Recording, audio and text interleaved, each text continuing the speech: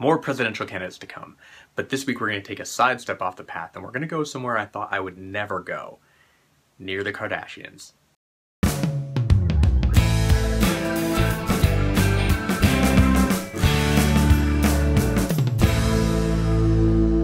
Hi my little flavors, welcome to another episode of the Motley Stew Show, where each week we dive into the biggest stories in politics and news and dissect them, try to figure out what's really going on, get outside the echo chamber, and figure out does it really matter to us. Now like I said, there are more presidential candidates in the race and there's actually a couple more coming, but we'll get to those next week, believe me, they'll still be there. But this week I wanted to take a slight jump into the pool of celebrity and talk about Caitlyn Jenner, formerly known as Bruce Jenner. Now this week, Caitlyn Jenner graced the cover of Vanity Fair with a photo shoot that was done by famed photographer Annie Leibovitz. And if you don't know who she is, she's done photos like this, and this, and this.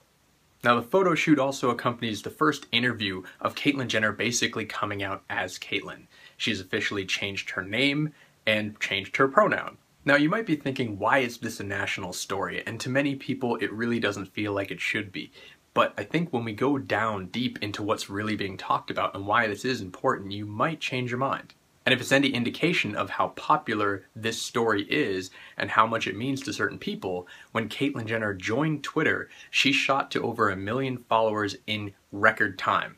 Literally record time. The Guinness Book of World Records clocks her at just about 4 hours, whereas President Obama, when he opened his official Twitter account, he got to 1 million in 4.5 hours. Also, when Caitlyn did her interview, still being called Bruce at the time, with Diane Sawyer on 2020, it drew 20.7 million people, bringing in absolutely astounding ratings. So obviously people are curious about Caitlyn and her journey from man to woman, and what prompted this, what was going on inside her head, what was going on inside her body, what made her want to do this. But before we get too much into that, let's also talk about who she was before, if you didn't know Bruce Jenner. Now because she goes by Caitlyn now, I will continue using the female pronoun even when referring to her back in the days before the transition. In 1976, in the Montreal Olympics, she gold medaled in the decathlon.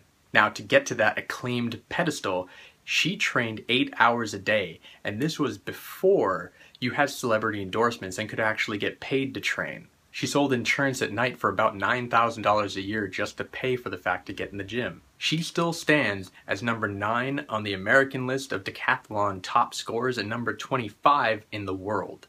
She also has a company called Bruce Jenner Aviation that sells airplane parts to businesses and executives. Now after the 1976 gold medal, she went into other sports, including car racing, where in the IMSA Camel GT Championship she came in second for the championship back in the 80s. So this was no ordinary athlete.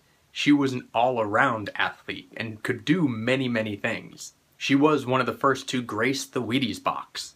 And as other opportunities came up, she actually was a brief replacement for Eric Estrada on Chips during a time when Eric was debating his contract. But let's be honest, no one can replace Eric Estrada on Chips, not really. She was also diagnosed with dyslexia as a child, and she has 4 other children from 2 previous marriages, one of which is Brody Jenner from The Hills. Now, none of those other children ever agreed to be on the show Keeping Up with the Kardashians.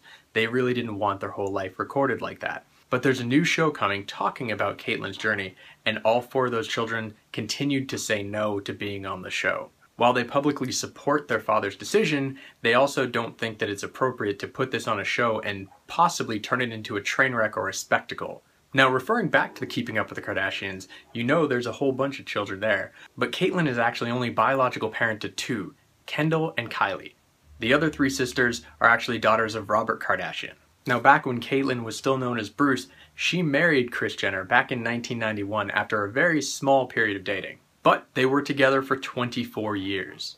Now, back before Caitlyn met Kris, she was actually taking hormone therapy to possibly begin that transition a long time ago. But upon meeting Kris Jenner, she decided to stop and stay Bruce Jenner. So this goes to show this was not a rash decision, this was not something brought about by the spotlight or the Keeping Up with the Kardashians reality show. So that brings us up to the present. Really, what is going on with Caitlyn now? And to get into this subject, I think we need to fully understand what we're talking about. Now, Caitlyn describes herself as a trans woman, which can cover a number of different variations. Now, transgender is an umbrella term that can refer to many things, while transsexual only refers to people who have actually made the medical transition, who have actually had surgery to change themselves from one gender to the other, known as sex reassignment surgery. Caitlyn also says that she suffered from gender dysphoria for a long time. This is also known as gender identity disorder, and is given as a diagnosis from psychologists and physicians for people who experience significant discontent with their gender at birth. Now, while this may be a new thing in the public eye, at least at this level, this is not a new thing in the medical field. Now, there are no perfectly exact studies, but the most recent that they've done, and the best that they could come up with, shows that about this many people in each gender suffer from this condition. Now, while those percentages might seem really low, let's look at what it translates to when you look at actual numbers. It's not just a few. The studies also point that there might be biological effects to their dysphoria, not just behavioral and psychological. So just like being gay, this could be in their genes. Now, at this point, Caitlyn has not had surgery, so you wouldn't refer to her as a transsexual, but she hasn't ruled it out either. She also made an effort to point out in the interview that she didn't become a woman to be with men. She's never been attracted to men. She's always been attracted to women, but right now describes herself as asexual. Still, some of you might be asking, why go through all this?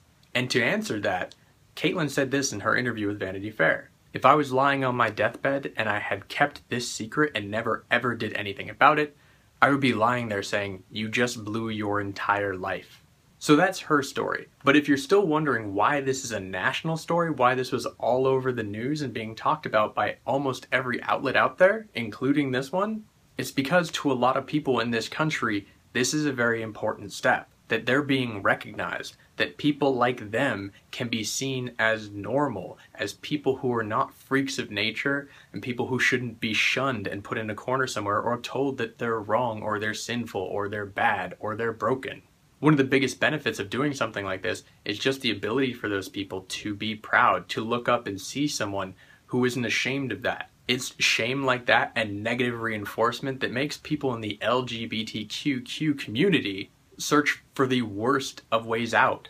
Suicide and suicidal ideation in that community is significantly higher than in the heterosexual community, especially in youths. 30 to 40% of people in that community have attempted suicide at one point or another, and that's more than 4 times the heterosexual community. And drug use in those same groups has shown to increase significantly in exact relation to times that laws are being passed that actually legitimize discrimination against these groups. And these people in this community are everywhere. They're in every state. There's not just one city, there's not just one town, and there's not just one neighborhood that has these people. You likely know someone who fits into this category.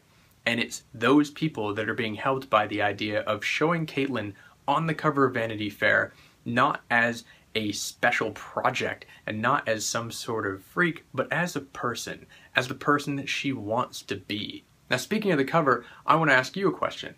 What do you think is the ability to actually comment on that cover? Is it alright to comment even respectfully about how Caitlyn looks on that cover without actually objectifying her, in the same way that you would comment on a woman on any cover? Now, of course, when this story came out, there was a lot of positive and negative reaction, and both of them were very extreme, either extremely positive or extremely hateful and negative. But leave it to Fox News and Neil Cavuto to once again drop the bomb that this, not anything else, but this will bring about the end of the world, when he stated this: Rome, final days. But that's fine. Yep. Town's gonna burn. So that brings me to the question for this week.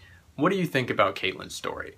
Do you think this is actually important to be talked about, or do you think this is just celebrity hot air? And what do you think about Caitlyn herself? Do you support the change? Do you think it shouldn't have been done in the first place? Leave me a comment down below. So thanks again for watching another episode of the Motley Stew Show. If you haven't yet, this would be a good time to subscribe right here. You can also like, favorite, and share this video all over the place. That helps the show and helps me out. Stay tuned for next week when we'll get back to some of those presidential candidates on both sides of the aisle. And as always, a little bit of Logan. Ready, buddy?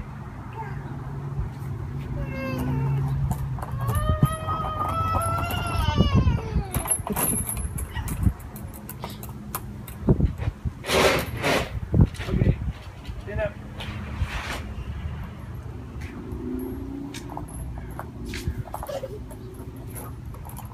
Are you dizzy? Are you dizzy? Go say hi to Grandpa. Hi, baby. I see monster trucks. Nope, no truck tonight. You drunk? I don't have my woo-woo. Sorry. Give me a hug. It's a white car. Yeah, I have my white car. More presidential candidates to come, but this week we're going to take a little sidestep off the enshrining the idea of discriminating against these people. I'm going to do that part again.